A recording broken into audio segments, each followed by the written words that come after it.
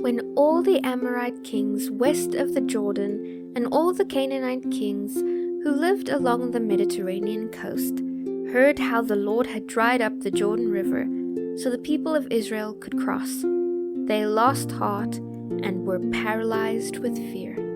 At that time the Lord told Joshua, "Use knives of flint to make the Israelites a circumcised people again." So Joshua made flint knives and circumcised the entire male population of Israel at Gibeath Haraloth. Joshua had to circumcise them because all the men who were old enough to bear arms when they left Egypt had died in the wilderness. Those who left Egypt had all been circumcised, but none of those born after the Exodus during the years in the wilderness had been circumcised. The Israelites wandered in the wilderness for 40 years until all the men who were old enough to bear arms when they left Egypt had died, for they had disobeyed the Lord, and the Lord vowed he would not let them enter the land he had sworn to give us, a land flowing with milk and honey. So Joshua circumcised their sons who had not been circumcised on the way to the promised land, those who had grown up to take their fathers' places. After all the males had been circumcised, they rested in the camp until they were healed. Then the Lord said to Joshua, "Today I have rolled away the shame of your slavery in Egypt." So that place has been called Gilgal to this day. While the Israelites were camped at Gilgal, the plains of Jericho, they celebrated the Passover on the evening of the 14th day of the first month, the month that marked their exodus from Egypt. The very next day they began to eat unleavened bread and roasted grain harvested from the land. No manna appeared that day, and it was never seen again. So from that time on, the Israelites ate from the crops of Canaan. As Joshua approached the city of Jericho, he looked up and saw a man facing him with sword in his hand. Joshua went up to him and asked, "Are you friend or foe?" "Neither one," he replied. "I am commander of the Lord's army." At this, Joshua fell with his face to the ground in reverence. "I am at your command," Joshua said.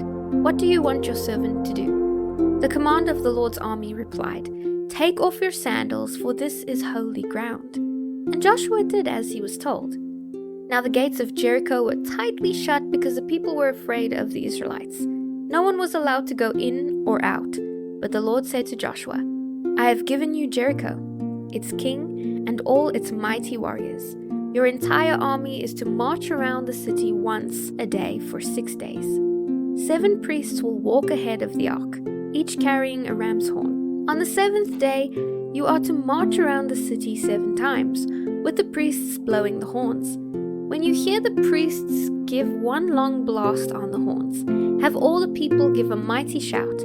Then the walls of the city will collapse, and the people can charge straight into the city." So Joshua called together the priests and said, "Take up the Ark of the Covenant, and assign 7 priests to walk in front of it, each carrying a ram's horn." Then he gave orders to the people, "March around the city, and the armed men will lead the way in front of the Ark of the Lord." After Joshua spoke to the people, the 7 priests with the ram's horns started marching in the presence of the Lord, blowing the horns as they marched. And the priests carrying the Ark of the Lord's covenant followed behind them. Armed guards marched both in front of the priests and behind the Ark, with the priests continually blowing the horns. "Do not shout, do not even talk," Joshua commanded. "Not a single word from any of you until I tell you to shout. Then shout." So the Ark of the Lord was carried around the city once that day, and then everyone returned to spend the night in the camp. Joshua got up early the next morning, and the priests again carried the Ark of the Lord. The 7 priests with the ram's horns marched in front of the Ark of the Lord, blowing their horns. Armed guards marched both in front of the priests with the horns and behind the Ark of the Lord. All this time the priests were sounding their horns. On the 2nd day, they marched around the city once and returned to camp. They followed this pattern for 6 days. On the 7th day, the Israelites got up at dawn and marched around the city as they had done before, but this time they went around the city 7 times. The seventh time around, as the priests sounded the long blast on their horns, Joshua commanded the people, "Shout, for the Lord has given you the city. The city and everything in it must be completely destroyed as an offering to the Lord. Only Rahab the prostitute and the others in her house will be spared, for she protected our spies. Do not take any of the things set apart for destruction, or you yourselves will be completely destroyed, and you will bring trouble on all Israel. Everything made from silver, gold, bronze, or iron is sacred to the Lord, and must be brought into his treasury." When the people heard the sound of the horns, they shouted as loud as they could. Suddenly, the walls of Jericho collapsed, and the Israelites charged straight into the city from every side and captured it. They completely destroyed everything in it, men and women, young and old, cattle, sheep, donkeys, everything. Then Joshua said to the two spies, "Keep your promise. Go to the prostitute's house and bring her out along with all her family." The young men went in and brought out Rahab, her father, mother, brothers, and all the other relatives who were with her. They moved her whole family to a safe place near the camp of Israel. Then the Israelites burned the city and everything in it. Only the things made from silver, gold, bronze, or iron were kept for the treasury of the Lord's house.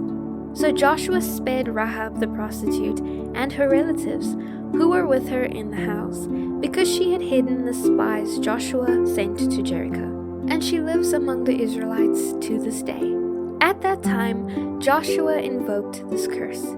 "May the curse of the Lord fall on anyone who tries to rebuild the city of Jericho at the cost of his firstborn son. He will lay its foundation at the cost of his youngest son. He will set up its gates." So the Lord was with Joshua, and his name became famous throughout the land.